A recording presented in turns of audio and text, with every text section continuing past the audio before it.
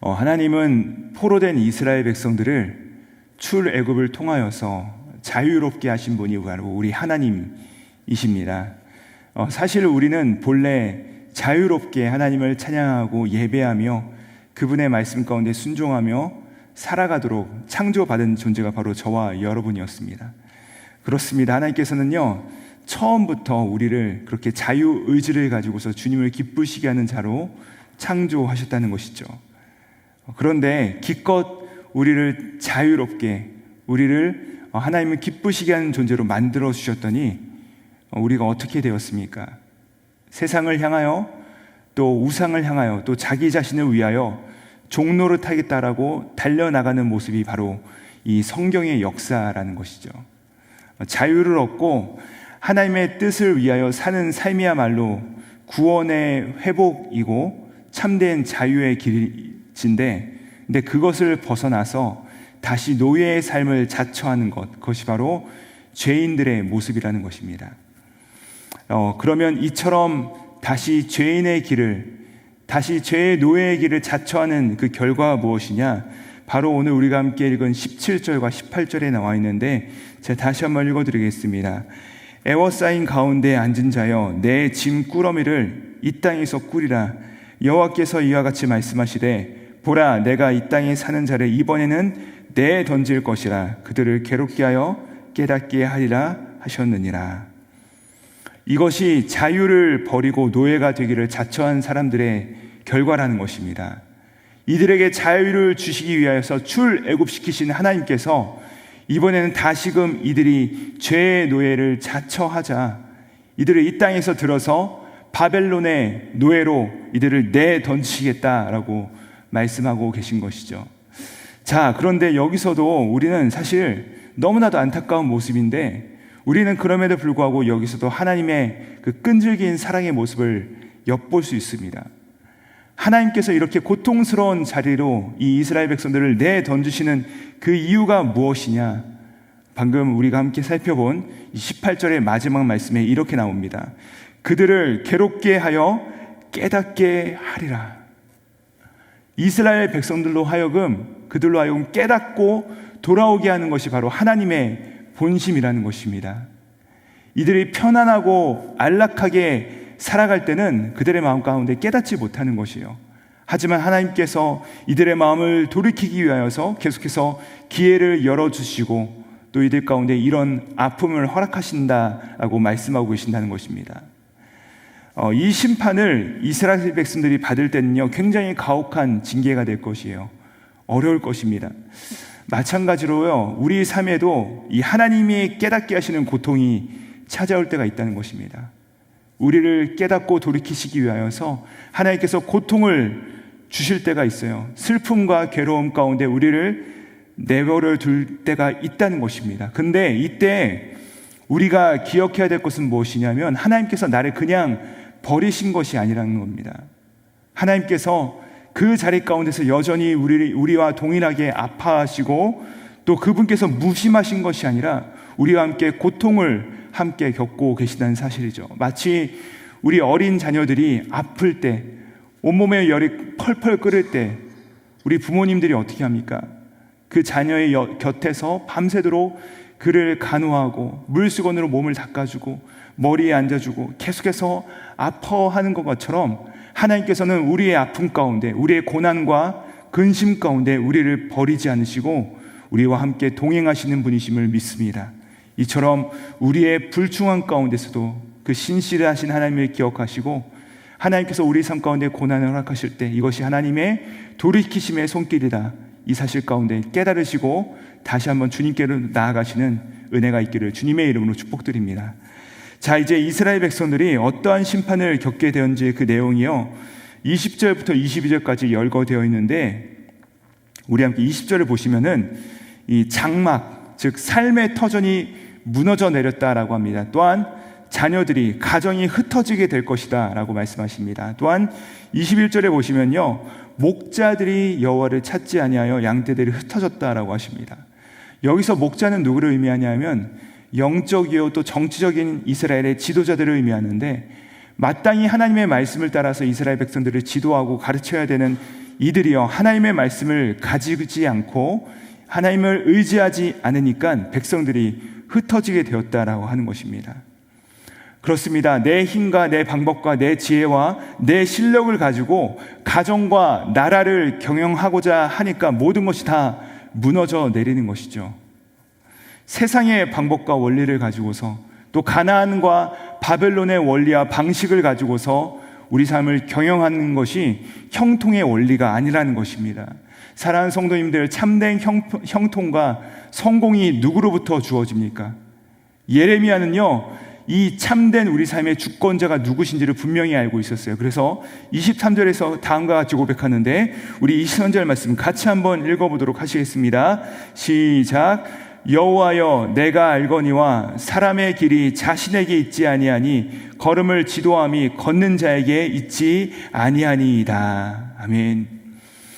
사람이 계획하고 경영하는 것 같을지라도 그 일을 이루어 가시는 분이 바로 하나님이심을, 하나님께서 우리 삶 가운데 응답하셔야 됨을, 하나님께서 우리 삶을 주관하셔야만 됨을 그는 알고 있었다는 사실입니다. 자, 이 사실을 알고 있는 예레미야는 그래서 사람의 이름을 부르지 않고 왕의 이름을 부르지 않고 누구의 이름을 부르고 있습니까? 여호와여, 여호와 하나님의 이름을 부르며 그 하나님께서만 우리의 삶을 주관하신다, 이 사실을 그가 알고 있었다는 사실이죠. 그리고 나서 예레미야는 다음과 같이 기도하는데, 우리 24절의 말씀도 같이 한번 함께 읽어보도록 하시겠습니다. 시작. 여호와여, 나를 징계하옵시되 너그러이 하시고 진노로 하지 마시옵소서. 주께서 내가 없어지게 하실까 두려워하나이다. 예레미야가 지금 무엇을 간구하고 있습니까? 그 주권자이신 하나님으로부터 징계를 받게 되지만 그 징계 가운데서도 하나님께서 은혜를 기억하시라는 것입니다. 하나님께서 은혜를 베푸실 것을 그가 기대하라는 것입니다. 여러분, 하나님의 사람들의 살아가는 방식이 바로 이것 아니겠습니까? 현재 예레미야는요, 너무나도 고통스러운 사건, 괴로운 상황이 그 가운데 다가올 것임을 그는 알고 있었어요. 그런데 이때 놀라운 것은요, 선지자는 이러한 고통과 절망 가운데서 하나님의 부재를 경험하고 있는 것이 아니라 그는 어떻게 하고 있습니까? 다가올 심판 앞에서 그는 하나님의 임재 가운데로 나아가고 있다는 사실입니다. 그렇습니다. 하나님은 절망을 안겨주시는 방법 우리 가운데 때때로는 사용하시긴 하시지만 우리로 하여금 다시 한번 하나님을 바라보게 하는 그 방편으로 우리 가운데 그런 고통과 괴로움을 허락하신다는 것이죠. 여러분, 절망하고 계시다면 그것은 하나님의 버리심이 아니라 하나님을 바라보라는 사인임을 믿으시기 바랍니다. 여러분, 절망 가운데 있다면 그 절망 가운데 우리의 삶을 포기하라는 것이 아니라 기도하라는 사인이라는 것입니다. 하나님을 바라보라는 그분의 부르심이라는 것이죠. 사실 그때야말로 우리가 하나님을 가장 추구할 수 있을 때가 아니겠습니까? 그러므로 믿음이란 무엇입니까? 믿음이란 하나님께 나의 모든 근거가 있다는 것을 고백하는 것입니다. 때로는 우리 삶 가운데 우리가 이해할 수 없는 괴로움과 고통과 고난의 시간이 있어요. 그런데 예레미야는 그 시간 가운데 그 시간을 하나님 안에서 해석을 한다는 것이에요. 여호와여, 우리의 발걸음을 인도하시는 분이 하나님이십니다.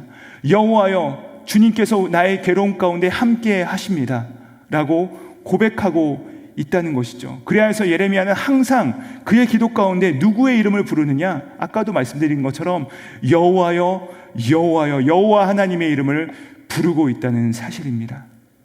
고난 가운데서 다른 이의 이름을 부르기 전에 먼저 하나님을 찾는 이 믿음의 출발점, 이 믿음의 시작점에서 우리의 고난이 해석되기 시작하고 또 우리의 고난을 이끄시고 우리의 고난을 결국에 완성하시고 우리를 그 고난으로부터 해결하실 분이 우리를 찾아오시고 또 우리 가운데 은혜를 베푸실 것이라는 사실이죠. 여러분, 믿음이 있으면 해석되지 않는 고난이 있다 할지라도, 때로는 우리가 견딜 수 없는 것 같은 그런 괴로움이 있다 할지라도 믿음만큼 우리가 견딜 수 있다는 것입니다.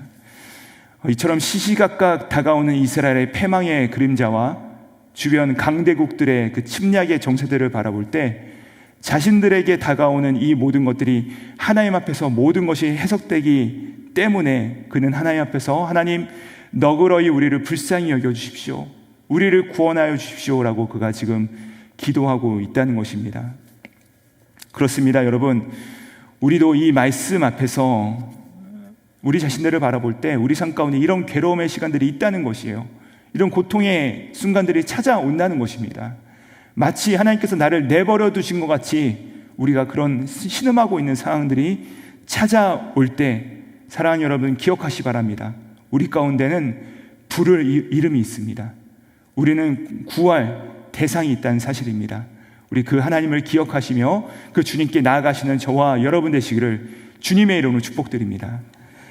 여러분, 말씀을 마무리하면서 제가 이 예레미야가 하나님의 본심을 깨닫고 부른 노래, 예레미야 애가에 나와 있는 3장 33절의 말씀을 읽어드리겠습니다. 주께서 인생으로 고생하게 하시며 근심하게 하심은 본심이 아니시로다. 주께서 인생으로 고생하게 하시며 근심하게 하심은 본심이 아니시로다. 사랑하는 여러분, 하나님의 본심을 아시기 바랍니다. 주께서 인생으로 고통하게 하시며 근심하게 하심은 하나님의 본심이 아니시라는 것입니다. 그래서 우리 가운데 뭐라고 하십니까? 너희를 향한 나의 생각은 안 하니 재앙이 아니요 평강이니라 말씀하십니다. 여러분, 하나님께서 잠시 잠깐 우리로 하여금 고통과 괴로움을 허락하실지라도 하나님께서는 그것이 본심이 아니라 우리를 깨닫고 돌이키며 하나님을 찾게 하심이 그분의 마음인 줄 믿습니다. 우리의 삶 가운데 혹여라도 그 어려움이 있다 할지라도, 힘든 일을 만난다 할지라도 이 하나님의 마음을 기억하시고 하나님의 본심을 깨달으시고 우리를 회복해 하시는 하나님께 나아가시는 하루 되시기를 우리 구주 예수님의 이름으로 축복드립니다. 기도하시겠습니다. 살아계신 하나님 아버지, 징계를 받고 있는 고난 가운데 있고 또 근심 가운데 있을지라도 주님, 우리를 놓지 않으셨음을, 우리의 손을 굳게 잡고 계심을 믿게 하여 주시옵소서.